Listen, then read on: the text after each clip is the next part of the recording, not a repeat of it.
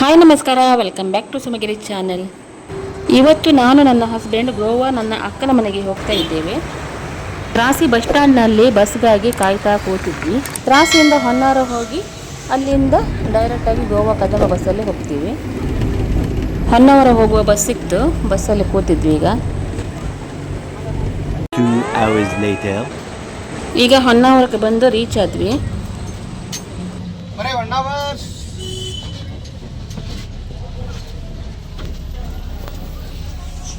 ಉತ್ತರ ಕನ್ನಡ ಸೈಡೆಲ್ಲ private bus ಇರೋದಿಲ್ಲ, government bus ಜಾಸ್ತಿ ಇರೋದ್ರಿಂದ ಗೌರ್ಮೆಂಟ್ ಬಸ್ ತುಂಬಾ ರಶ್ ಇರುತ್ತೆ. ಈಗ ಬಂತು ನೋಡಿ ಗೋವಾ ಹೋಗುವ ಕದಂಬ ಬಸ್ಸು. ಹೊನ್ನಾವರದಿಂದ ಡೈರೆಕ್ಟಾಗಿ ಗೋವಾ ವಾಸ್ಕೋಗೆ ಹೋಗುತ್ತೆ. ಹೊನ್ನಾವರದಿಂದ ಕದಂಬ ಬಸ್ ಕರೆಕ್ಟಾಗಿ 1:15ಕ್ಕೆ ಹೊರಡುತ್ತೆ. ನಾವು ಇಲ್ಲಿಗೆ 12ವರೆಗೆ ಬಂದು ರೀಚ್ ಆಗಿದ್ವಿ. ಬಸ್ ಇನ್ನೂ ಹೊರಡಲಿಕ್ಕೆ ತುಂಬ ಹೊತ್ತುಂಟು, ಅದಕ್ಕೆ ನಾನು ಬೆಳಿಗ್ಗೆನೇ ಪಲಾವ್ ಮಾಡ್ಕೊಂಡು ಬಂದಿದ್ದೆ. ಅಂಗಡಿಗೆ ಹೋಗಿ ಜ್ಯೂಸ್ ತಗೊಂಡು ಈಗ ಪಲಾವ್ ತಿನ್ನಲಿಕ್ಕೆ ಸ್ಟಾರ್ಟ್ ಮಾಡಿದ್ವಿ. ಈಗ ಒಂದು ಸಲ ಬಸ್ ತೋರ್ತೀನಿ ನೋಡಿ, ಯಾರೂ ಇಲ್ಲ. ನಾವು ಸ್ವಲ್ಪ ಬೇಗನೆ ಬಂದಿರೋದ್ರಿಂದ ಯಾರೂ ಇಲ್ಲ. ಈಗ ತುಂಬಾ ರಶ್ ಆಗುತ್ತೆ.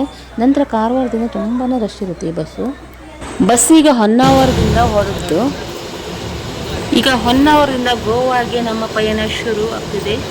ನೀವೆಲ್ಲ ಕೇಳ್ಬೋದು ಆರಾಮಾಗಿ ಟ್ರೈನಲ್ಲೇ ಹೋಗ್ಬೋದಿತ್ತಂತ, ಆದರೆ ಈ ಬಸ್ ಡೈರೆಕ್ಟಾಗಿ ವಾಸ್ಕೋಗೆ ಹೋಗುತ್ತೆ. ಅಕ್ಕನ ಮನೆ ಹತ್ರನೇ ಆಗುತ್ತೆ.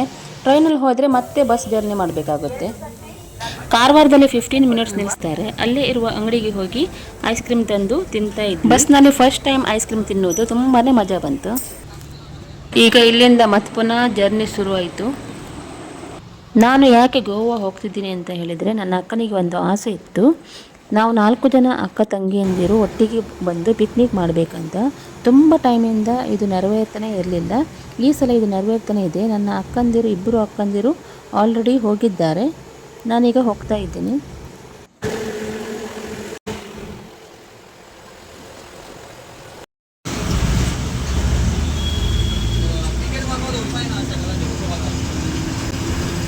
ಈಗ ಮಡ್ಗಾವ್ಗೆ ರೀಚ್ ಆದ್ವಿ. Much later.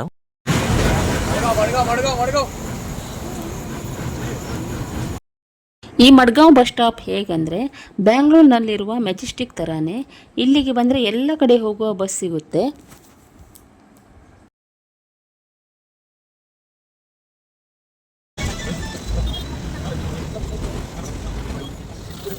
ಮಡ್ಗಾವಿಂದ ಈಗ ಅಕ್ಕನ ಮನೆಗೆ 1 ಗಂಟೆ ಜರ್ನಿ ಇದೆ.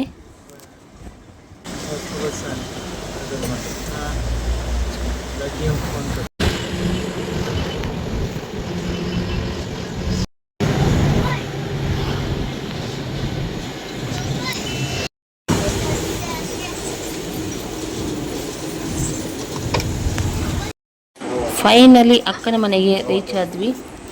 ಇದೇ ನೋಡಿ ನಮ್ಮ ಅಕ್ಕನ ಮನೆ. ಇವರೇ ನನ್ನ 3 ಅಕ್ಕಂದಿರು. ಇವರೆಲ್ಲರೂ ಇವತ್ತು ಶಾಪಿಂಗ್ ಹೋಗಿ ಬಂದಿದ್ದಾರೆ.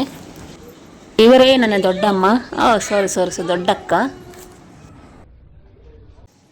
ಕೊನೆಗೂ ನಮ್ಮ ಪ್ಲ್ಯಾನ್ ಸಕ್ಸಸ್ ಆಗುವ ಹಂತದಲ್ಲಿದೆ ಅಂತ ಆಯಿತು.